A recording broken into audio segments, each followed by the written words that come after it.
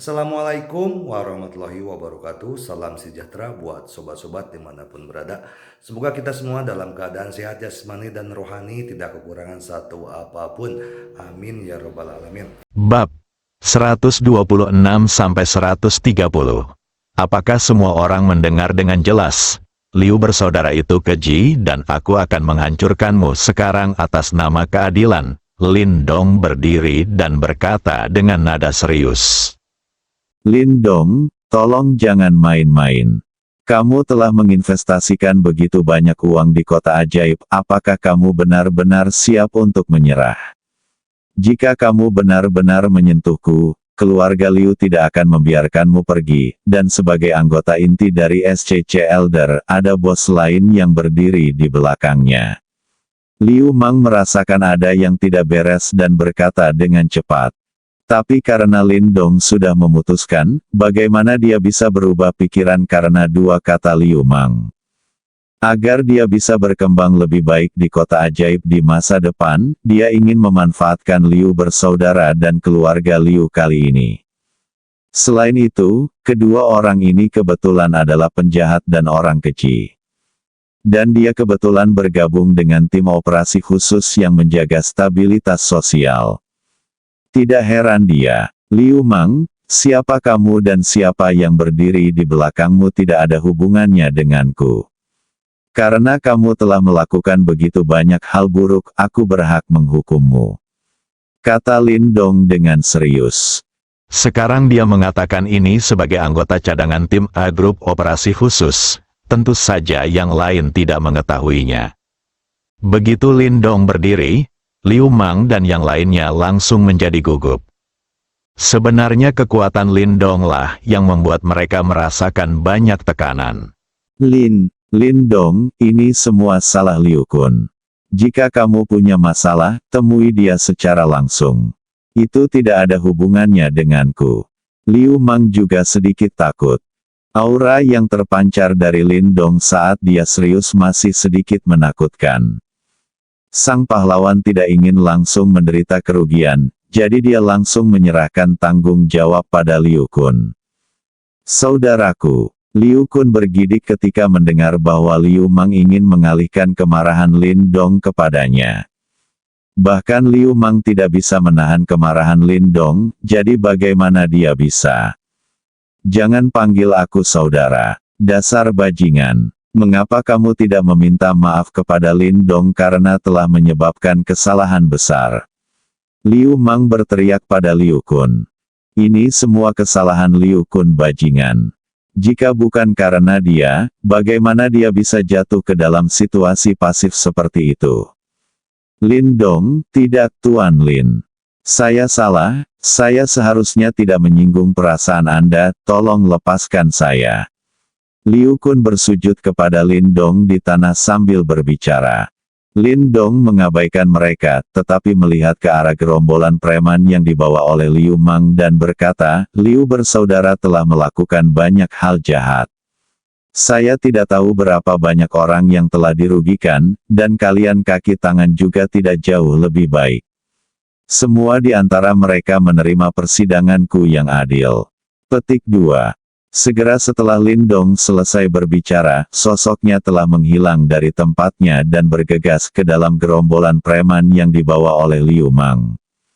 Orang-orang ini semuanya adalah ahli sasana tinju hitam Liu Mang, dan ada beberapa yang berada di urutan teratas dalam daftar.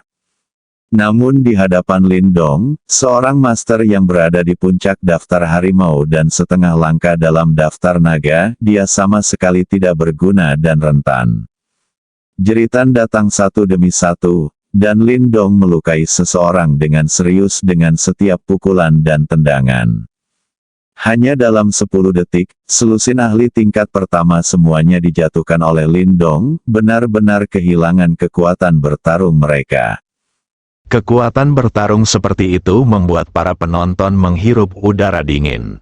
Lin Dong menunjukkan pada mereka betapa hancurnya mereka. Setelah berurusan dengan antek-antek ini, Lin Dong perlahan berjalan menuju Liu Mang. Saat ini, Liu Mang sangat ketakutan hingga tungkai dan kakinya lemah. Mereka adalah para elit yang disewa dengan gaji tinggi di sasana tinju. Tetapi sekarang mereka dieliminasi oleh Lin Dong hanya dalam beberapa klik. Melihat Lin Dong berjalan ke arahnya, Liu Mang bertanya dengan suara gemetar, Lin Dong, apa yang ingin kamu lakukan? Adik, tolong tunjukkan belas kasihan. Saya, keluarga Liu, akan berterima kasih, Tuan Chen He juga berkata di sebelahnya. Meskipun dia terluka parah, dia adalah master dalam daftar harimau, dan fisiknya tidak sebanding dengan orang biasa. Orang tua, bisakah kamu berbicara atas nama keluarga Liu? Saya membebaskan Liu Mang hari ini, dapatkah Anda menjamin bahwa dia tidak akan mengganggu saya di masa depan? Lin Dong berkata sambil bercanda. Ya. Lin Dong, selama kamu membiarkanku pergi hari ini, aku tidak akan pernah menimbulkan masalah untukmu di masa depan. Liu Mang segera menyela. Yang dia inginkan sekarang hanyalah segera pergi dari sini. Adapun masa depan, kita akan membicarakannya nanti. Adapun apakah akan menimbulkan masalah bagi Lin Dong, itu tergantung pada apakah Lin Dong bisa melakukannya. Selama dia memiliki kesempatan untuk membunuh Lin Dong dengan satu pukulan, dia pasti tidak akan ragu. Lin Dong tidak menanggapi kata-kata Liu Mang, tapi masih memandang Chen tua dengan menggoda. Dia ingin melihat apakah master daftar harimau ini akan berbicara berdasarkan hati nuraninya. Mereka yang bisa menjadi master daftar harimau memiliki hati yang sangat tangguh dan tidak akan rendah hati atau merendahkan diri kepada musuh hanya untuk bertahan hidup. Namun hal ini tidak mutlak. Dunia ini begitu besar dan penuh keajaiban. Ada juga orang yang kehilangan ambisinya setelah masuk dalam daftar harimau dan hanya ingin bersenang-senang. Inilah yang dikatakan Xiao Po Jun padanya. Tentu saja, Bak Lin Dong harus disingkirkan. Benar saja, Patua Chen berhenti bicara. Berdasarkan pengetahuannya tentang keluarga Liu selama bertahun-tahun, dia tidak dapat menjamin bahwa keluarga Liu tidak akan membalas Lin Dong. Ketika Lin Dong melihat Chen tua berhenti berbicara, dia memandang Liu Mang di sebelahnya. Liu Mang, kamu telah melakukan semua hal buruk. Kamu akan sial jika jatuh ke tanganku hari ini. Lin Dong, kamu. Sebelum Liu Mang menyelesaikan kata-katanya, Lin Dong meninju perutnya. Liu Mang menjerit dan berjongkok di tanah sambil memegangi perutnya dengan kedua tangan. Dia muntah darah bercampur makanan di mulutnya, dan matanya hampir melotot. Pada saat ini, dia hanya merasa seolah-olah organ dalamnya telah dihancurkan oleh Lin Dong, yang membuatnya sengsara. Itu hanya berlangsung kurang dari 10 detik sebelum Liu Mang pingsan karena kesakitan dan jatuh ke tanah. Tapi Lin Dong tidak berniat melepaskannya begitu saja. Lin Dong tidak menggunakan banyak kekuatan dalam pukulannya sekarang. Liu Mang kebetulan terbaring di bawah kaki Lin Dong. Lin Dong mengangkat kaki kanannya dan meletakkannya di lengan Liu Mang. Dia memberikan sedikit tekanan, lalu dengan cepat meletakkan kakinya di lengan yang lain dan turun. Retak, retak. Dua suara patah tulang bergema di ruang pribadi, dan semua orang yang mendengarnya merinding. Liu Mang, yang sudah pingsan, terbangun karena rasa sakit yang hebat. Raungan keluar dari mulutnya dan bergema di seluruh ruangan pribadi. Saya ingin menggerakkan tangan saya, tetapi ternyata saya tidak bisa menggerakkan tangan saya sama sekali, dan rasa sakit yang luar biasa datang dari kedua lengan. Dia hanya bisa berbaring telungkup ke tanah seperti ini sambil melolong terus-menerus. Salah satu dari 4 pahlawan kota sihir dan veteran inti SCC diinjak-injak dan kedua lengannya dipatahkan oleh Lin Dong. Setelah berurusan dengan Liu Mang, Lin Dong berbalik dan berjalan menuju Liu Kun, penghasut seluruh kejadian. Aku dengar kamu suka memaksa wanita, Lin Dong bertanya dengan ekspresi dingin. Ketika Liu Kun melihat keadaan Liu Mang yang menyedihkan, dan kemudian melihat ke arah Lin Dong di depannya, genangan cairan mengalir keluar dari tubuh bagian bawahnya, mengeluarkan bau busuk. Lin, Tuan Lin, tolong, lepaskan aku. Liu Kun memohon dengan gemetar. Lin Dong mencium bau cairan tubuh bagian bawah Liu Kun, mengerutkan kening, dan berkata kepada Wei Yong dan Li Guobing, salah satu dari kalian dapat menghancurkan kaki ketiganya, agar tidak menyakiti wanita di masa depan. Dirinya sendiri, dia menggerakkan kakinya. Tetapi melihat ekspresi kasar Liu Kun, dia takut sepatunya kotor. Saat Lin Dong berbalik dan berjalan ke kursi, dia mendengar teriakan lain. Wei Yong langsung menginjak-injak tubuh bagian bawah Liu Kun hingga berkeping-keping. Lin Dong duduk bersandar di kursi seolah tidak terjadi apa-apa. Ruang pribadi bergema dengan teriakan Liu bersaudara, dan suara lebih dari selusin master lini pertama tergeletak di tanah, mengerang. Li Bin pun merasa sedikit takut saat melihat keadaan menyedihkan kedua bersaudara Liu Mang dan Liu Kun. Lin Dong mengeluarkan ponselnya dan hendak melaporkan situasinya ke organisasi. Tiba-tiba, kekuatan mental Lin Dong yang kuat terasa berdenyut. Apakah ada ahlinya? Lin Dong segera mengangkat kepalanya dan melihat ke arah pintu kamar pribadi.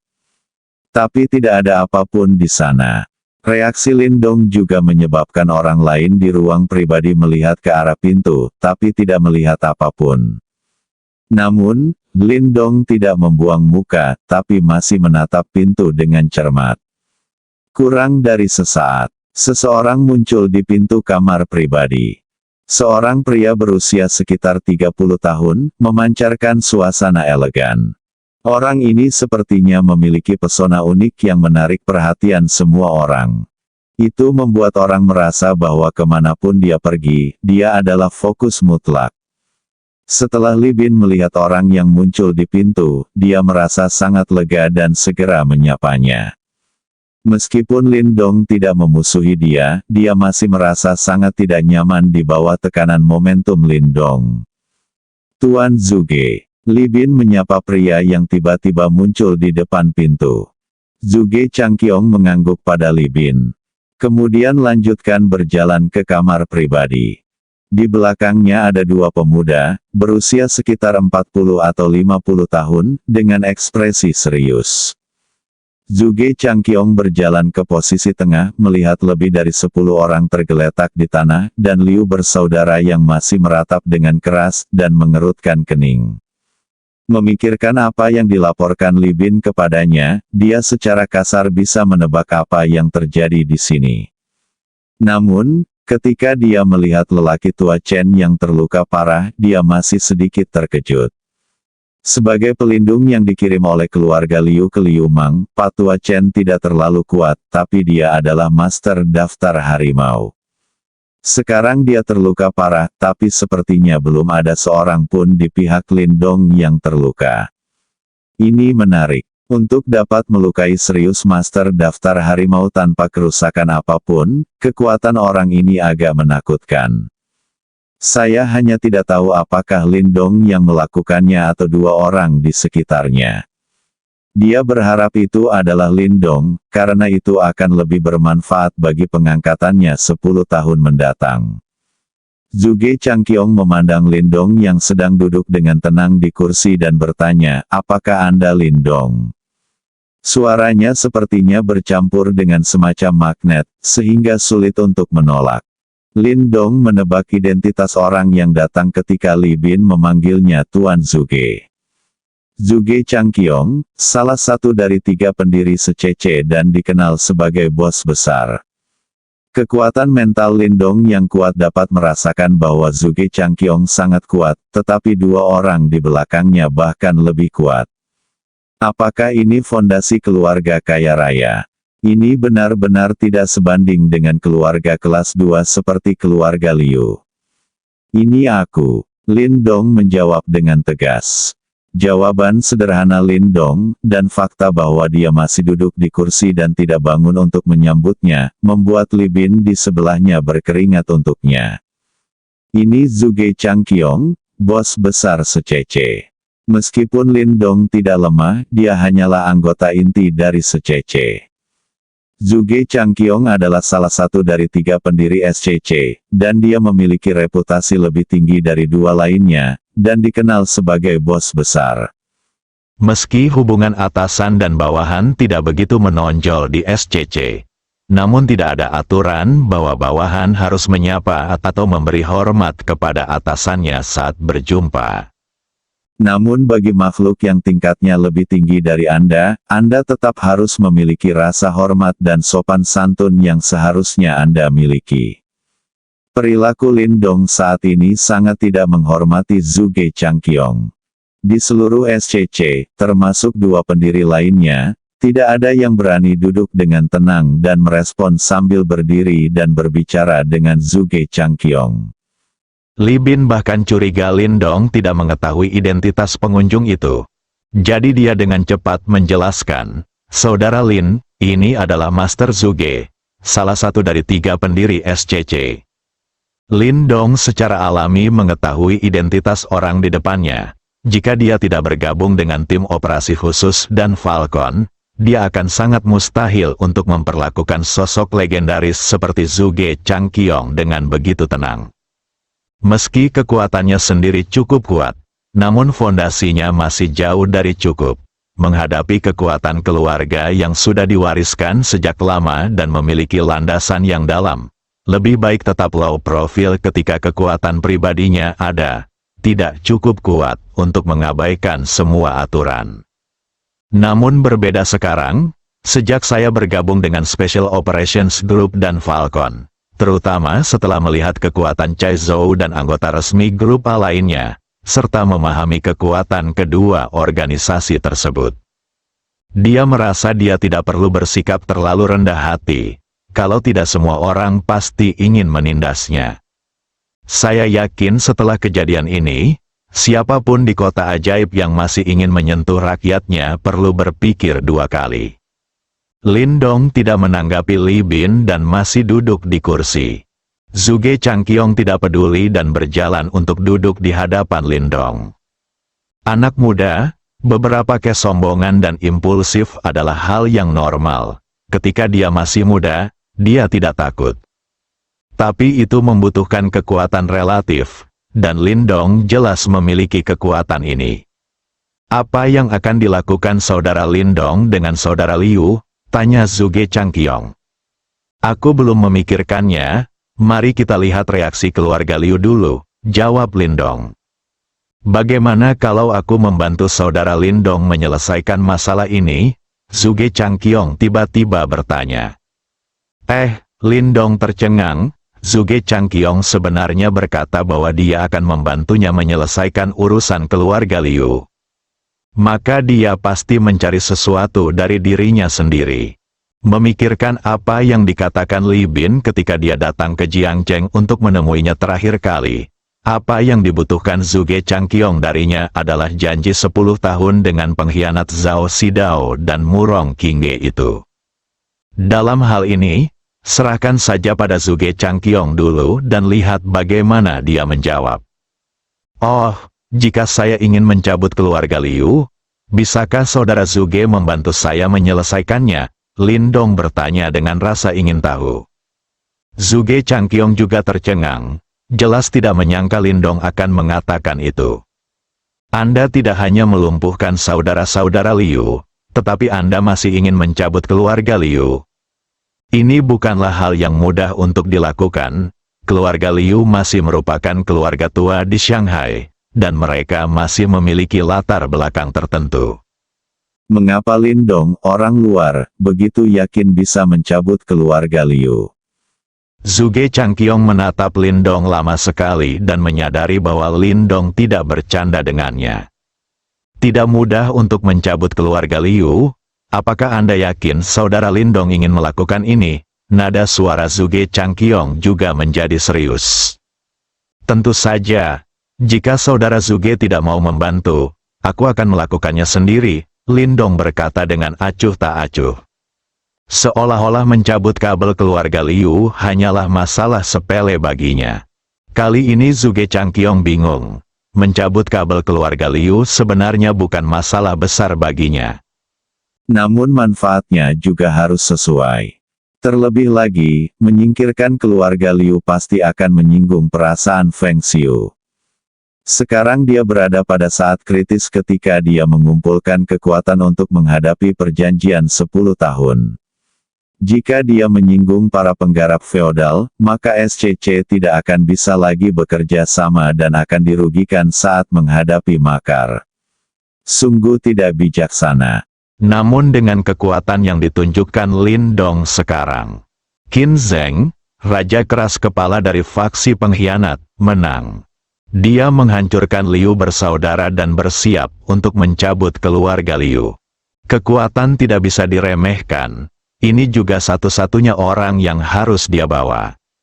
Sakit kepala, pada saat ini, bos besar SCC dibuat pusing oleh kata-kata Lin Dong. Zhuge Changqiong berpikir keras, Lin Dong tidak mendesaknya, dia hanya duduk diam, menunggu jawaban pihak lain. Setelah berpikir sejenak, Zhuge Changqiong memutuskan untuk menstabilkan Lin Dong terlebih dahulu dan kemudian melihat apakah Feng Xiu punya ruang untuk bermanuver. Saudara Lin Dong, tidak mudah untuk mencabut keluarga Liu. Bagaimanapun, keluarga Liu telah mengakar di kota iblis selama bertahun-tahun. Saya masih harus kembali untuk bersiap.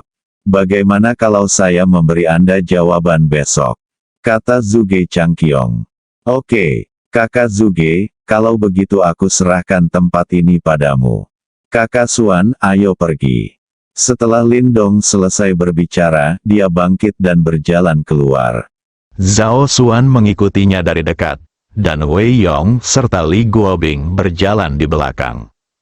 Setelah Lin Dong pergi, Li Bin masih kebingungan. Dia ingat terakhir kali dia bertemu Lin Dong masih sangat baik, dan dia tidak sombong seperti sekarang. Dia juga sangat baik. Setelah beberapa saat, dia merasa Lin Dong telah menjadi orang yang berbeda. Li Bin, ceritakan padaku apa yang terjadi tadi. Kemudian Li Bin dengan hati-hati memberitahu Zhuge Changqiong apa yang dilihatnya setelah tiba. Jadi Lin Dong mengalahkan semua orang ini sendirian? Zhuge Changqiong bertanya lagi. Ya, dan itu sangat cepat. Beberapa orang jatuh sebelum mereka sempat bereaksi, Li Bin menjawab. Zhuge Changqiong berjalan ke arah Patua Chen. Pada saat ini, Patua Chen tidak bisa lagi menahan lukanya dan pingsan. Periksa sejauh mana lukanya, kata Zhuge Changqiong. Seorang pemuda di belakangnya segera melangkah maju dan mulai memeriksa luka Pak Tua Chen. Tuan, orang ini terluka parah. Tangannya hancur dan tulang rusuknya setidaknya setengah patah. Pukulan ini sangat kuat. Seberapa kuat? Zhuge Changqiong bertanya. Kita seharusnya mencapai puncak daftar harimau. Mengerti, Li Bin? Telepon dan kirim orang-orang ini ke rumah sakit. Ayo pergi juga. Zhuge Changqiong juga meninggalkan kamar pribadi setelah berbicara. Dia masih ingin pergi ke Feng Xiu untuk melihat bagaimana dia bisa meyakinkannya untuk mengabaikan urusan keluarga Liu untuk saat ini. Bagaimanapun, Liu Mang adalah miliknya. Setidaknya abaikan dia selama perjanjian 10 tahun, meskipun dia harus membayar sejumlah harga. Kekuatan Lin Dong berada di luar imajinasi, dan dia harus dibawa ke sini untuk menjadi bantuan besar baginya. Dan keluarga Liu ditakdirkan untuk menjadi korban. Setelah Lin Dong pergi, dia membawa Zhao Xuan dan yang lainnya kembali ke ruang kantor yang disewa sementara oleh perusahaan. Saudari Xuan, tolong hubungi pemiliknya lagi dan lihat apakah Anda punya waktu untuk bertemu di sore hari. Setelah masalah ini diselesaikan, saya harus segera ke Kyoto. Oke, Direktur Lin. Zhao Xuan menghubungi pemilik gedung kantor lagi. Pihak lain mengatakan bahwa dia dapat meluangkan waktu untuk bertemu dengannya besok sore. Lin Dong berpikir tidak apa-apa. Bagaimanapun, Zhuge Changqiong tidak akan memberinya jawaban sampai besok. Jika Zhuge Changqiong tidak siap untuk campur tangan, dia masih harus menghubungi organisasi tersebut dan memintanya untuk mengambil tindakan. Ini mungkin memerlukan waktu beberapa hari lagi. keluarga Liu ditakdirkan untuk dihancurkan. Di satu sisi, untuk membangun gengsi bagi diri sendiri. Di sisi lain, ketika kejahatan Liu bersaudara terungkap dari mulut Li Bin, mereka hanyalah sampah masyarakat. Anda membiarkan anak-anak Anda sendiri berperilaku tidak tertib, dan kemudian Anda mengabaikan mereka. Dari sudut pandang ini, keluarga Liu bukanlah hal yang baik. Saat ini, keluarga Liu di ibu kota sihir menerima kabar bahwa dua bersaudara, Liu Mang dan Liu Kun, terluka parah dan dirawat di rumah sakit. Seluruh keluarga Liu berada dalam kekacauan. Liu Mang adalah pewaris pertama keluarga Liu, salah satu dari 4 pahlawan kota sihir, dan calon kepala keluarga Liu, namun kini tangannya telah patah. Meskipun Liu Kun jauh lebih rendah dari Liu Mang, dia masih merupakan keturunan langsung dari keluarga Liu, dan sekarang kemampuannya untuk melanjutkan garis keluarga telah dihapuskan. Ini hanyalah tamparan di wajah keluarga Liu. Liu Tong, kepala keluarga Liu saat ini, bahkan lebih marah lagi. Kedua putranya dibunuh di depan hidungnya. Siapa yang mengirim berita itu? Liu Tong bertanya, menahan amarahnya. Tuan, ini berita dari rumah sakit, lalu siapa yang mengirim mereka ke rumah sakit? Saya tidak tahu, jika Anda tidak tahu, izinkan saya memeriksanya. Saya ingin melihat yang sangat berani. Anda berani menyentuh seseorang dari keluarga Liu saya di kota ajaib ini. Ya, Tuan, setelah memerintahkan para pelayannya untuk menyelidiki pencopotan tahta Liu Mang, Liu Tong berjalan ke sebuah rumah kecil di halaman belakang villa.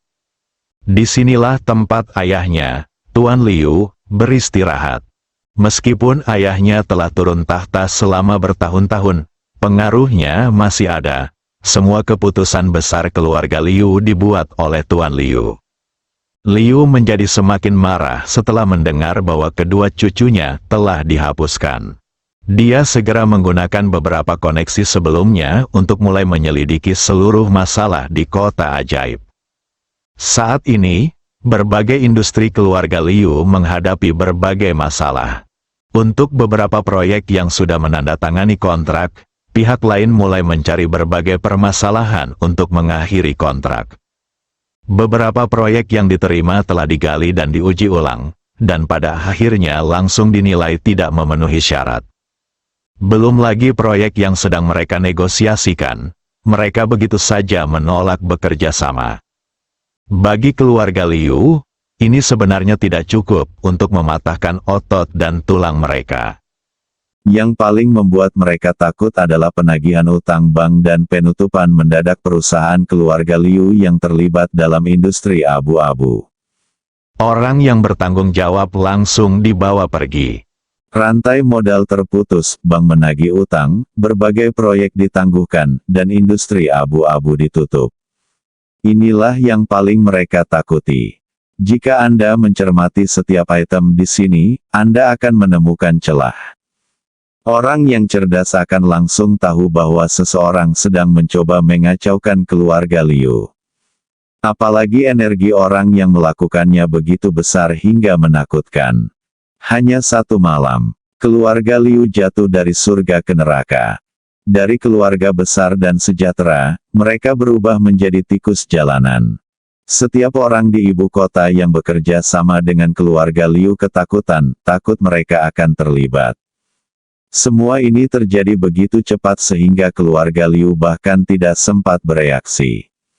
Dini hari berikutnya, ruang tamu keluarga Liu penuh dengan orang. Ini adalah pimpinan berbagai perusahaan atau proyek keluarga Liu. Mereka semua datang ke rumah Liu untuk melaporkan situasinya. Kini semua perusahaan dan proyek yang terkait dengan keluarga Liu telah berhenti beroperasi.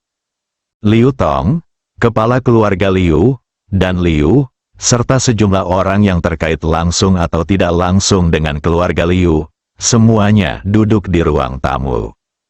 Wajah semua orang penuh keraguan dan ketakutan pada saat bersamaan. Seluruh aula sunyi, menunggu Liu Tong, kepala keluarga, menjelaskan. Liu Tong benar-benar tidak tahan dengan tekanan dan melemparkan cangkir teh di tangannya ke tanah. "Pak, siapa itu? Siapa yang ingin menyakiti keluarga Liuku?" teriak Liu Tong. "Ini aku." Sebuah suara datang dari pintu. Semua orang di ruang tamu mengikuti suara itu dan melihat ke arah pintu. Zhuge Changqiong perlahan berjalan ke aula bersama dua pemuda. Semua orang di aula memandang pemuda yang tiba-tiba muncul. Pada dasarnya, mereka tidak mengenal Zhuge Changqiong. Hanya Liu Tong, kepala keluarga Liu, dan Tuan Liu yang menyusut ketika mereka melihat Zhuge Changqiong. Rupanya mereka saling kenal. Sebagai salah satu veteran inti SCC, Liu Mang sudah menjadi eksekutif puncak SCC. Dan Zhuge Changqiong adalah salah satu dari 3 pendiri SCC. Ayah Liu Mang, Liu Tong dan kakek Liu pasti mengenal Zhuge Changqiong. Zhuge Changqiong, mengapa kamu ingin menghancurkan anakku? Mengapa kamu ingin menyakiti keluarga Liuku? Bukankah Manger adalah veteran inti SCC-mu? Bahkan jika keluarga Zhuge dan keluarga Fengmu tidak menghadapinya, Anda harus menemui keluarga Feng secara langsung. Mengapa Anda menargetkan kami? Liu Tong menunjuk ke arah Zhuge Changqiong dan bertanya. Zhuge Changqiong, keluarga Zhuge, semua orang yang duduk di ruang tamu merasakan kepala mereka berdengung. Tekanan darah melonjak seketika. Keluarga Zhuge adalah keluarga terkaya di kota ajaib. Dikatakan bahwa mereka adalah pejabat tertinggi di Kyoto lebih dari 10 tahun yang lalu dan baru kemudian datang ke kota ajaib. Begitu dia tiba di kota ajaib, dia menunjukkan latar belakang keluarganya yang tak tertandingi, mengakar di kota ajaib, dan menjadi salah satu keluarga terkaya di kota ajaib. Keluarga kelas 2 seperti keluarga Liu seperti ayam atau anjing di depan keluarga Zhuge, tanpa ruang untuk melawan. Tuan Liu, saya pikir Anda salah. Bukan saya yang memecat putra Anda. Adapun keluarga Liu, hanya kedua putra Anda yang telah menyinggung orang yang tidak boleh tersinggung. Saya hanya dipercayakan oleh orang lain. Jawab Zhuge Changqiong dengan tenang. Siapa itu? Katakan padaku, siapa yang melakukannya? Liu Tong bertanya dengan keras. Biasanya, dia tidak akan berani berbicara seperti ini kepada pewaris pertama keluarga Zhuge, tetapi saat ini, dia berada di ambang kehancuran. Dengan digulingkannya kedua putranya, keluarga Liu kini berada di ambang kehancuran kapan saja, dan dia tidak bisa lagi peduli dengan keluarga Zhuge atau tidak. Kepala keluarga Liu, kamu tidak perlu khawatir tentang siapa orang itu. Keluarga Liu harus dibubarkan. Kamu tidak bisa menyimpannya. Jika kamu memecat keluarga Liu sekarang, aku akan meninggalkan jejak dupa di tubuhmu. Keluarga Liu, jika Anda menolak sampai akhir dan mengakhiri warisan, jangan salahkan saya karena kejam. Zhuge Changqiong berbicara dengan nada tenang, seolah dia tidak bermaksud mengancam siapapun sama sekali. Tapi Liu Tong tahu karena Zhuge Changqiong mengatakannya, dia pasti akan melakukannya. Saat ini, Liu Tong seperti bola karet kempes, tergeletak di atas sofa. Apa yang harus dilakukan? Menyerah masih bisa meninggalkan jejak dupa dan menyebarkannya. Jika Anda terus melawan, mungkin keluarga Liu akan benar-benar berakhir di sini. Itu adalah dua binatang buas ini, anak yang hilang. Kemarin, dia ingin mencari tahu pembunuh yang membunuh putranya dan membalaskan dendam mereka. Sekarang dia ingin mencekik kedua anak yang hilang ini. Bagaimana saya bisa melakukannya? Ngomong-ngomong, meski keluarga Zhuge kuat, mereka tidak bisa menutupi langit dengan satu tangan di ibu kota iblis. Bukankah Manger berhubungan erat dengan tuan muda tertua keluarga Feng? Mencari bantuan dari keluarga Feng, dalam kasus terburuk, akan lebih baik bergantung sepenuhnya pada keluarga Feng, bekerja untuk keluarga Feng, dan menjadi anjing keluarga Feng daripada membubarkan keluarga sepenuhnya. Ya, itu saja, Liu Tong benar-benar tidak mau memecat keluarga Liu seperti ini. menikmati kemakmuran dan kekayaan selama beberapa dekade. Sekarang, karena perkataan Zhuge Changqiong, dia harus kembali ke keadaan semula. Zhuge Changqiong, kalian keluarga Zhuge ingin menutupi langit di kota iblis dengan satu tangan? Itu mimpi. Saya akan menghubungi keluarga Feng sekarang. Manger memiliki hubungan dekat dengan tuan muda tertua dari keluarga Feng. Mereka pasti akan membantu. Liu Tong dengan gemetar mengeluarkan ponselnya dan ingin menghubungi keluarga Feng. Tetapi tiba-tiba menemukan bahwa dia sepertinya tidak memiliki nomor telepon tuan muda tertua dari keluarga Feng. Aduh, Tuan Liu, tolong berhenti berjuang dengan sia-sia. Mengapa Anda tidak mengerti? Karena saya, Zhuge Changqiong, telah menyetujui apa yang ingin dilakukan orang lain. Secara alami saya akan melakukannya dengan indah. Dan menurut Anda, apakah keluarga Liu Anda? Adalah pantaskah keluarga Feng berbalik melawan keluarga Zhuge-ku demi kamu? Kata-kata Zhuge Changqiong kembali menghantam hati Liu Tong seperti palu. Saat ini, dia sedang berbaring di sofa tanpa kekuatan apapun. Dalam analisis terakhir, keluarga Liu hanyalah keluarga kelas 2. Di mata keluarga kaya raya seperti keluarga Zhuge dan keluarga Feng, mereka hanya sedikit lebih kuat dari orang biasa. Liu di sebelah Liu Tong sekarang berada di ambang kehancuran. Melihat bahwa keluarga Liu yang telah dia bangun dengan susah payah beberapa dekade yang lalu akan menjadi masa lalu. Ini agak sulit diterima oleh mantan pahlawan. Saya teringat ketika keluarga Liu didirikan, tidak ada keluarga Zhuge di ibu kota. Menurutnya, meskipun keluarga Zhuge memiliki fondasi yang kuat dan kekuatan yang kuat, mereka selalu menjadi orang luar. Tapi orang luar ini sekarang ingin menghancurkan keluarga Liu, keluarga setempat. Dahulu kala, dialah satu-satunya yang bisa menghancurkan orang lain, dan tidak ada orang lain yang bisa menghancurkannya. Zhuge Changqiong, sepertinya kamu tidak akan memberi keluarga Liuku cara untuk bertahan hidup, kata Tuan Liu dengan gigi terkatup. Tuan Liu, karena saya, Zhuge Changqiong, telah berjanji kepada orang lain, saya tentu akan melakukannya. Dia ingin keluarga Liu Anda dicopot, dan saya hanya bisa melakukannya. Liu setelah mengatakan ini, tubuhnya langsung melompat dari sofa dan bergegas menuju Zhuge Changqiong. Karena Zhuge Changqiong tidak memberinya cara untuk bertahan hidup demi keluarga Liu, bahkan jika dia mati, dia akan memiliki seseorang untuk mendukungnya. Bagaimanapun, bahkan jika mereka tidak melawan, keluarga Liu tidak akan bisa menyelamatkan nyawa mereka jika mereka menjadi sasaran keluarga kaya raya seperti keluarga Zhuge. Dalam hal ini, biarlah Zhuge Changqiong, tuan muda tertua dari keluarga Zhuge dan pewaris pertama, dimakamkan bersama keluarga Liu. Sebagai mantan master daftar harimau, Liu jauh lebih kuat daripada mereka yang baru saja bergabung dengan daftar harimau. Dia yakin bahwa dia dapat melukai atau bahkan membunuh Zhuge Changqiong secara tiba-tiba. Saya harus mengatakan bahwa Tuan Liu, sebagai pahlawan yang mendirikan keluarga Liu, masih sangat berdarah. Berbeda dengan Liu Tong yang menikmati segala kemuliaan dan kekayaan, ia telah kehilangan semangat berdarah yang seharusnya dimiliki seorang pejuang. Namun, darah tetaplah darah, di hadapan kekuatan, tidak peduli seberapa berdarahnya Anda, itu hanyalah sebuah hadiah. Ketika Liu masih satu langkah dari Zhuge Changqiong, tubuhnya telah berhenti. Dan tubuhnya perlahan-lahan terangkat, dan tak lama kemudian, kakinya sudah terangkat dari tanah. Pada titik tertentu, sebuah tangan besar mencubit leher Liu dan perlahan mengangkatnya.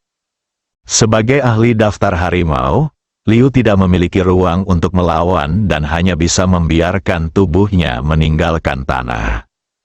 Dia meletakkan tangannya di mulut tangan besar itu, mencoba membuka tangan besar itu, tetapi sia-sia saja, tangan besar itu tidak bergerak sama sekali.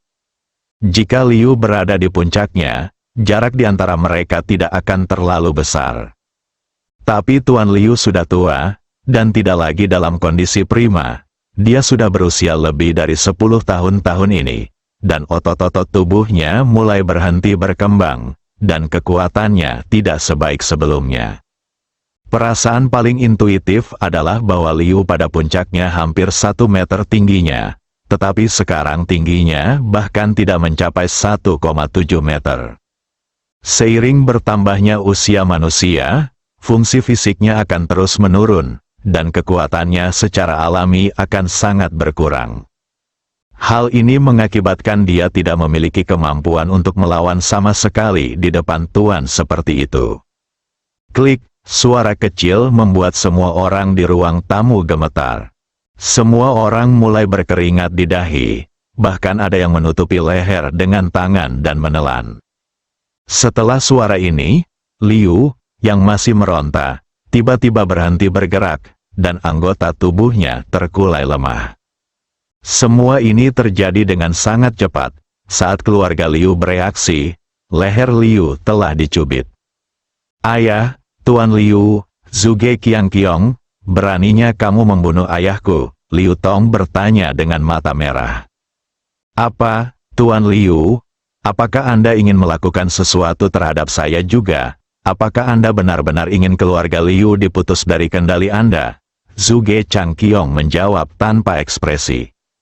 Seolah-olah membunuh Tuan Liu adalah masalah sepele baginya. Tapi memang begitu. Dia benar-benar tidak meremehkan keluarga kelas 2 seperti keluarga Liu. Dia ingin itu bukan karena Liu Mang adalah anggota dari penggarap feodal.